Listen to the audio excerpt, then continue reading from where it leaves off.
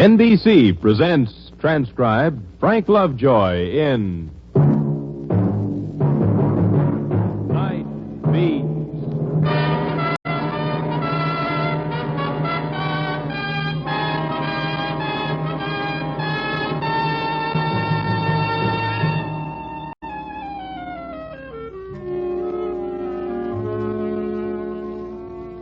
Hi, this is Randy Stone. I cover the night beat for the Chicago Star. You never know when there's magic in a story. I mean the magic that takes a routine yarn and suddenly electrifies the whole country, giving the good people an emotional bath. You take the story of Jody Levering, age 5, going on 6. At noon Sunday, the lost boy report came in, just one of 40 or 50 on a normal day. But the boy hadn't been found by 8 o'clock that night. And then the story broke on the other side of town, down among the lower bistro set in Lost Man's Canyon, where an ancient church with its tall spire benignly spreads its protection over a neighborhood that consists of missions, pawn shops, buy your shoes or the shirt off your back second-hand stores, 5 and 10 muscatel shops, and honky-tonks.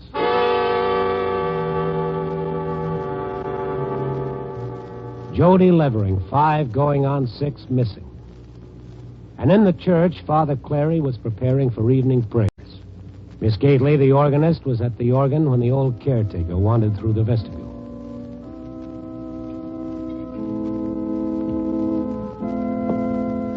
Time to ring the bell, Father? Certainly, John. Good.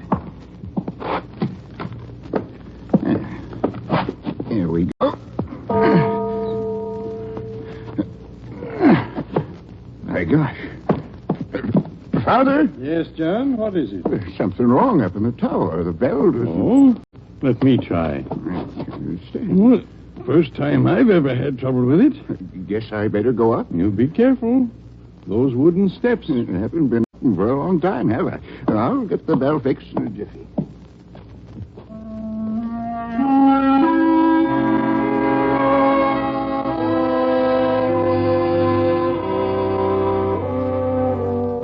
It was a friendly sort of church over 60 years old, with the kind of stained glass windows and rows of worn benches you rarely see anymore. The organ was on the right side of the altar, and behind it was a door that opened onto the rickety wooden stairs leading up 65 feet to the belfry. Father Clary stood at the bottom of the circular stairway and peered up into the darkness of the bell tower as John, puffing and sighing, reached the top. And suddenly...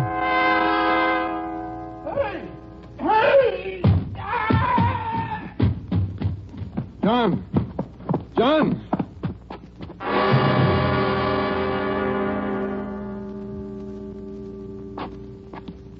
John, are you all right? Oh, I told you to be careful. Push. What? Stay out! Stay out! Who is it? Who's up there? Stay away, you hear? If you even try to come near me, I'll kill the boy!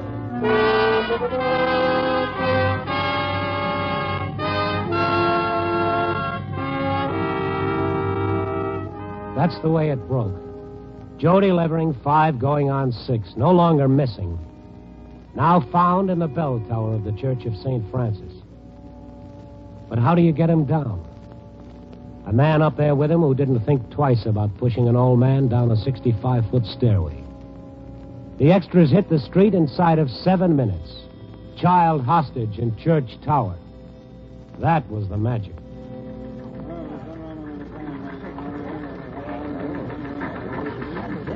It went over the wire services.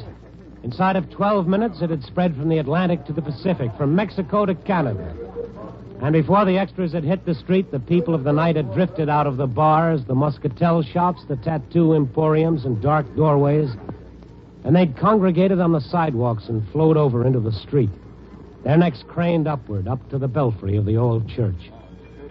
The police threw a cordon around the church, and the fire department was there with ladders and nets, equipment for catching a falling body. I know who the man is, Randy? No, not yet. And what'd he come here for? It'll be interesting to find out. Sterling! Lieutenant Sterling! Hey, yeah, what is it, Storm? Anything I can do? Yeah, keep out of the way. Who is it up there? How do I know? Look, don't get underfoot. This is tough. Get that mic around the front, Sergeant. I want the loudspeaker set over here. He can't last up there. Neither can the boy. Yeah, it's just a question of hanging around until something happens. Cut and dry. They'll toss in some tear gas and it'll be all over. If you were up there, what would you use to protect yourself? The boy. Yeah, the boy. But the guy's a sucker. He can't get away with it. Well, sure he can't, but what about the boy? Police can't do anything if it'll hurt that kid. That killer's got more protection up there than an armory you'd give him. This is the police. Hello up there. You have no way out. You might as well come down peacefully. Give up the child. You're entirely surrounded. There's no way out for you. Look! Look! Here he is! He's alive! Don't get it! He was holding the boy out of the tiny window up at the top of the tower. And suddenly, no one was breathing. No one in that whole crowd all around me. The child dangling in space 65 feet from the ground.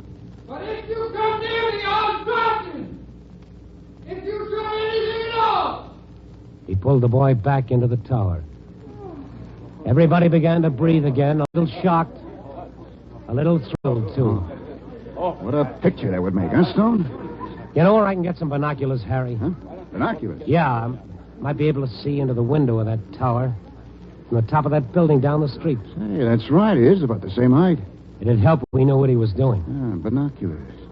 Yeah, Beckett, turf column. Can you reach him? I'll give him a buzz. If you'll come down, it'll save us all a lot of time and trouble. Do you hear me up there? Keep the monk alive. Won't do any good now. Maybe later. Connors. Yes, sir. Get those searchlights on. Yes, sir. Light 'em. Hey, Lieutenant, if we could get a tear gas bomb in that window, I got a pretty good throwing arm. Even if you were Grover, Cleveland, Alexander, what have you missed?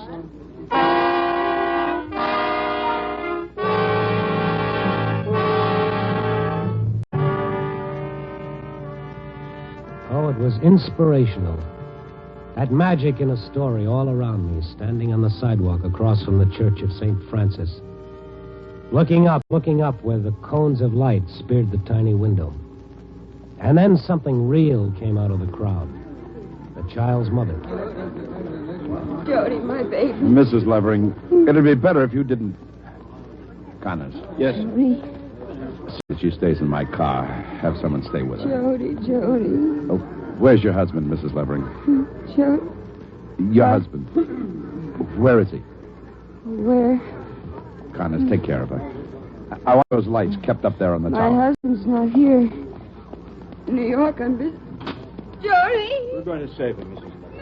Hello, Father. Mr. Stone. How's the old gentleman who was knocked down the stairs? Oh, John, his legs are broken, but he'll be all right. Any way to get up there, Father?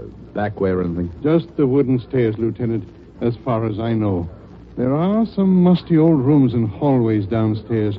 You know how they built a church 60 years ago. Yeah. Lieutenant, I'm going up. Going up?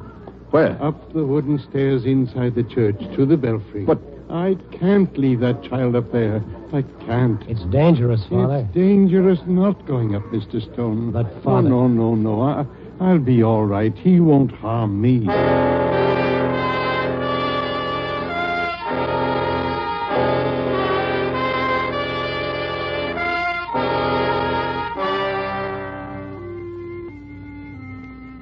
Father Clary went back inside the church, and I followed him. He went down the long aisle, past the organ, and through the door. I stood and watched him start up the rickety stairs. He wouldn't let me go with him. He wouldn't let me talk him out of it. A short and stocky man, puffing a little, past 60, holding onto the flimsy railing as he went up and up the circular stairs. What do you do? What kind of logic do you use? Surround the church, get the fire department nets out, try to think of everything the maniac up there could think of, but no way to prevent Jody Levering's death. Sure, you could get him, but how long would it take to throw a 40-pound child out of a stone window? In which direction would he throw it? How far out? You play games with a child's life? I said don't come up here! I'll Father Clary's footsteps stopped, and he began talking. I couldn't hear the words. I knew what they were, but I couldn't hear them. I'll kill him! I'll kill him! I'll kill him!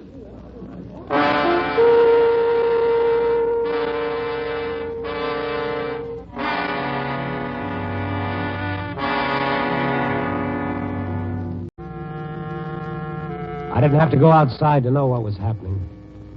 Holding him out the window, threatening to throw the child. I looked up into the blackness of the bell tower. Father Clary was coming down.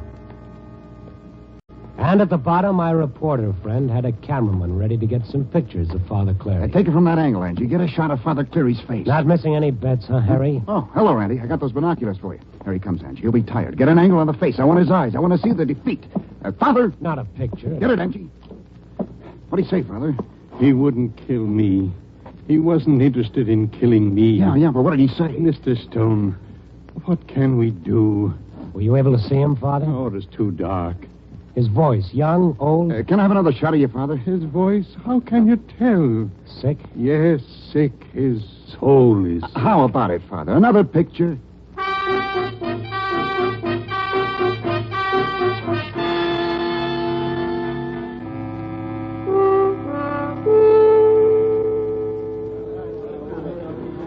Outside the church in the street, the crowd kept growing, pushed back by the police.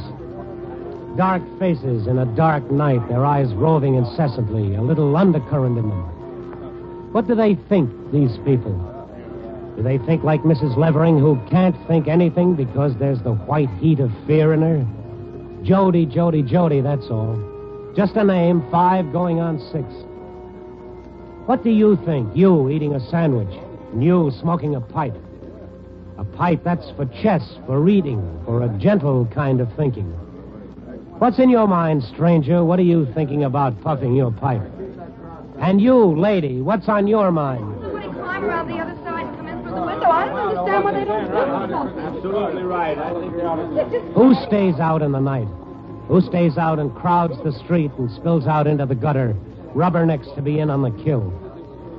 It was easy to spot the people from the other side of town, the ones who didn't belong around this 2-bit burlesque free soup kitchen district.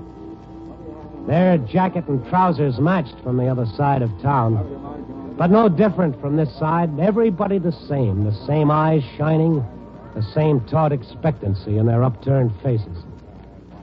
All right. All ready? What about it? We're going to use those binoculars? Mr. Stone. Yeah? Let's go. I'll tell the lieutenant. I'll meet you up on the roof. Okay. Randy Stone? Yeah?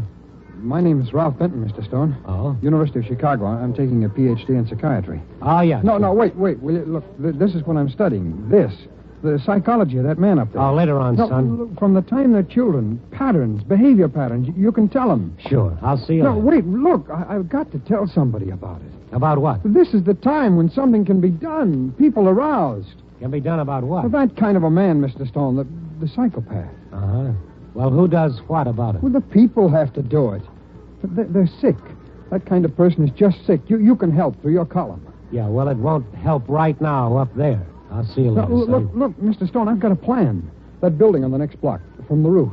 Well, what about it? Well, it's right on a line with the church belfry. Now, if you had a rifle with telescopic sights, and you waited for the right chance. Uh-huh. Yeah, that might work. Now listen to me. Listen. You've got no chance up there. You haven't done anything yet. Don't do anything foolish. Come down. We won't harm you. Why doesn't he answer? He doesn't want to show himself. Oh, yeah. A rifle, one shot. It would have to be one shot. It would have to kill him instantly. Or he'd kill the boy.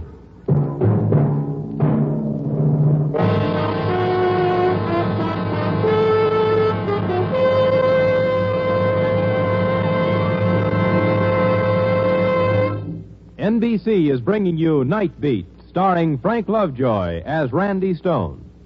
It's the Silver Jubilee on NBC.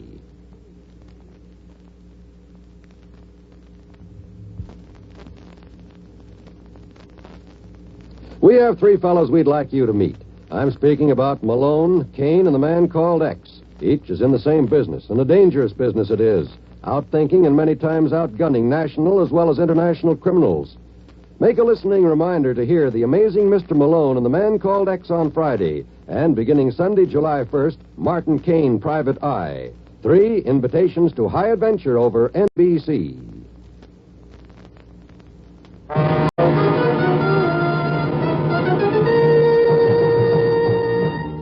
And now back to Night Beat and Randy Stone.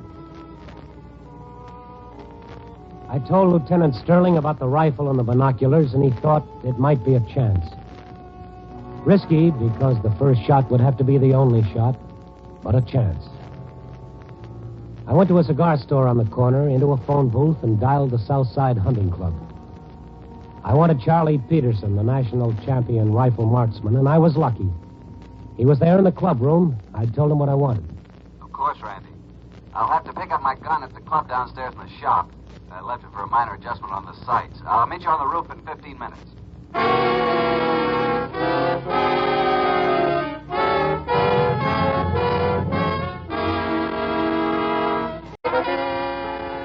You want to know what it looked like from the top of that building down the street? There were these searchlights pinpointing the stone tower and the tiny windows at the top. No glass of frame other than the cold stone itself. And down below, the fire trucks, the police cars, the crowd of people milling around, their faces turned upward. Occasionally in the darkness, you could see the flash of a photographer's bulb. And over the whole scene, there was a restlessness, because up there was a man and a boy. And death was electric in the air. Lieutenant Sterling and Officer Connors were up on the rooftop with me, waiting for Peterson, the rifle marksman, to join us. You see anything with those binoculars, Stone? No. I can't see inside the tower. It's just a black hole. How's Peterson going to aim? I don't know. There was a way to get some light. Searchlight? Yeah, right up here on this roof. It's on a level with that belfry. Well, we can try. Connors. Yes, sir. Let's get a searchlight up here.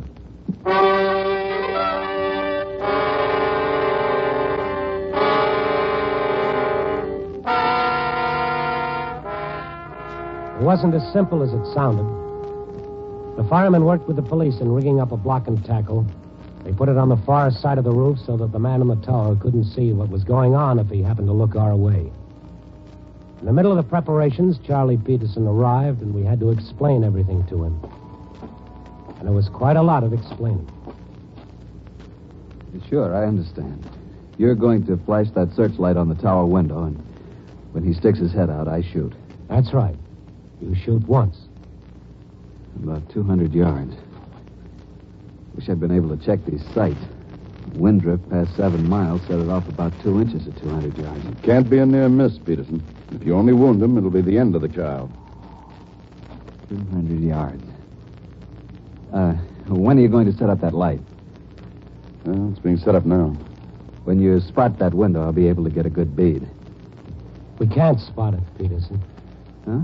The minute we throw the spotlight in that window and light up the tower, he'll probably react. Take it out on the kid. So we've got to wait until you're ready. When we snap on the light, you've got to be set to fire immediately. We can't even afford to miss the window with the light the first time. Oh, I see. You understand it now? The rifle was in the shop.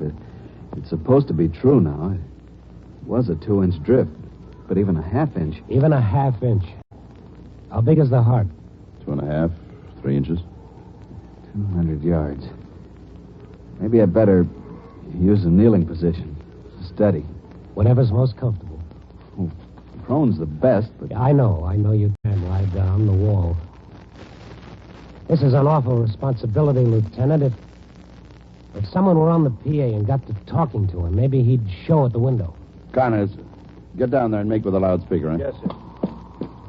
Just one shot. It could be a bullseye and still not kill him. Can you see anything over there with the glasses, Stone? No. How about it, Sterling? We almost ready? Almost. All right, Peterson? All right. Stone. Yeah. This is the only way that there's no other way, nothing else to do? Nothing that we know of. Sure, it's a gamble, but it's a bigger gamble just waiting for him to do something. Sure. It's no disgrace to back out, Peterson. Games? I only played games with a rifle. Well, this isn't a game. Rifle fixed at the shop. Even a half-inch miss. I could still hit the bullseye and not kill him. It isn't a disgrace. You up there? That's Connors. Ready, Mr. Peterson? Release the boy. Yeah. I'll give you a 3 count. When I get to 3, you switch on the light, Sterling. Right. If the boy is You'll do it, right, Peterson. I'll have my glasses ready. Okay, Sterling? Go ahead. You up there? I'm ready. 1, This is the brief. 2, 3. Release the boy. Lights! Shoot, man, shoot. I can't see. Hold it. The window, it's boarded up. He put a board in the window. I don't think I could have pressed the trigger. I don't think I could have.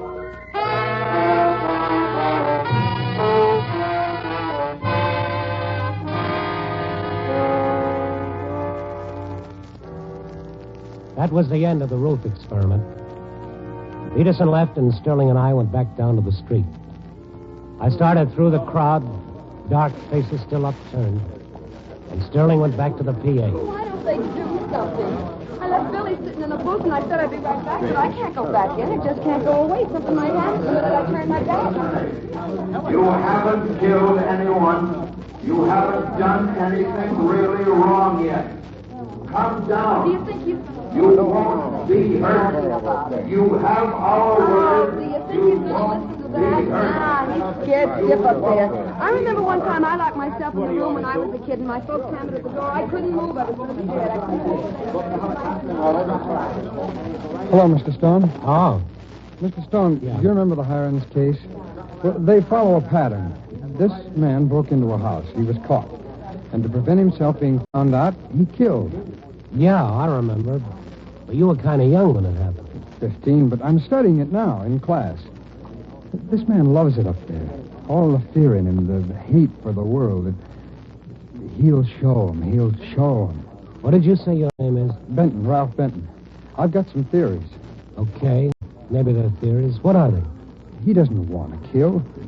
He'll only do it if he's forced to. You've got to understand the ego. He feels as though the whole world's against him. He's got to prove himself. It starts out with bragging, and then he feels sorry for himself. Nobody loves him. From infancy on, you can trace the pattern. When he's 7, 8, 10, 12, building all the time, going from stealing something because he's putting something over on the world. Not because he wants what he steals. You sound like a textbook. Well, I tell you, Mr. Stone, I've studied. I'm majoring in it. When you understand the psychology of that kind of man, you can find the way to overcome him. All right. What's your idea? Everybody leave him alone. Leave him alone? Yes. Simple, isn't it? You see, if everybody goes away, the limelight will disappear. He hears that voice on the loudspeaker, and it swells his ego. That's what he wants. He's saying to himself, it's me. It's me, all this fuss and bother. It's for me.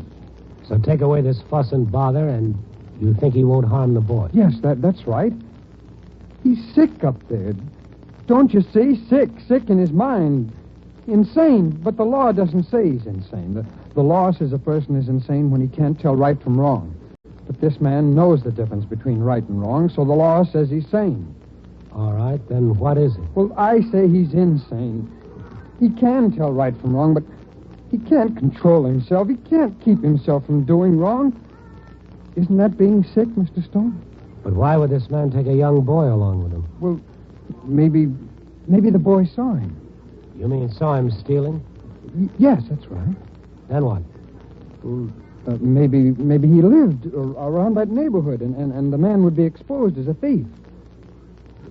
So what does he do? He wants to protect himself. He doesn't want to kill the boy, but he doesn't want the boy to tell who broke into the house. So, well, what can he do? Look, let's push through here. I want to speak to Father Cleary. Don't you see? Don't you understand? He doesn't want to kill the boy, but all these people are forcing him into it. It's a challenge to his ego. They'll sit up then and take notice. So, look, why don't we leave him alone? Go away. Just everybody go away and take the center of attraction away from him. And then... He doesn't want to kill? No. Sure of that? Sure. Here we are. Let's go inside.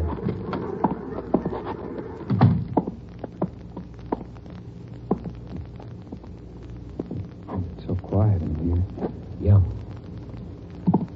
Hello, Father. Is there anything new, Randy? Maybe. Let's go over there, huh, Ralph? Yeah.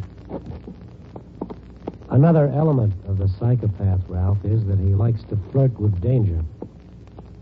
Unless people know him as an individual, he doesn't get any pleasure out of being the center of attraction. Yes. Right here. First, you tell me a rifle shot is a good way to stop him. And then you put a board over the window. That told me, Ralph. That told me. I know. How did you get down from the belfry? An old passageway down in the basement through the tunnel that leads to Father Cleary's house behind the church. Uh-huh. You can kneel if you want to, son.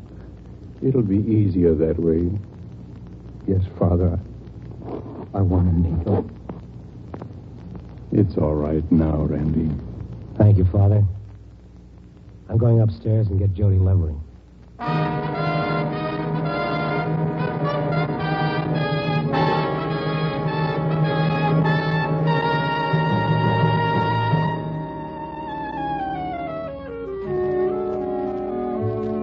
So it was sanctuary after all, wasn't it? Jody was unharmed.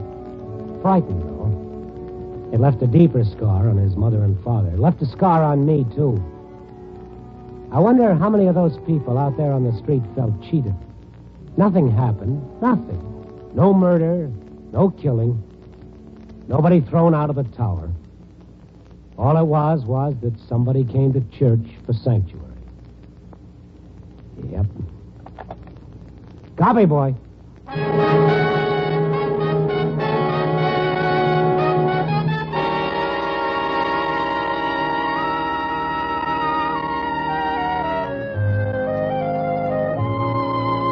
Night Beat, starring Frank Lovejoy, is produced and directed by Warren Lewis. Tonight's transcribed story was written by Seeley Glester and Merwin Gerard, with music by Robert Armbruster. The part of Benton was played by Stacey Harris. Others in tonight's cast were Joan Banks, Norman Field, John Stevenson, Harry Bartell, Jack Crucian, and Ted DeCorsia. Frank Lovejoy can currently be seen co-starring with Joan Crawford and Robert Young in Warner Brothers' Goodbye, My Fancy.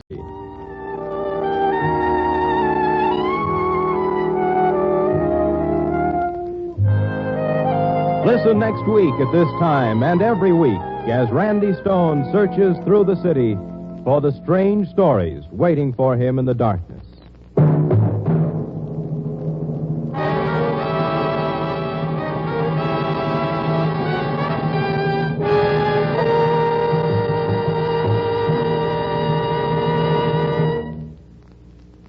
Night Beat came to you from Hollywood. It's the Silver Jubilee on NBC. Beginning in 2 weeks, another top mystery show, Martin Caine, Private Eye, joins your NBC lineup. And here is the star of this new series, one of your favorite motion picture actors, Lloyd Nolan. Thank you.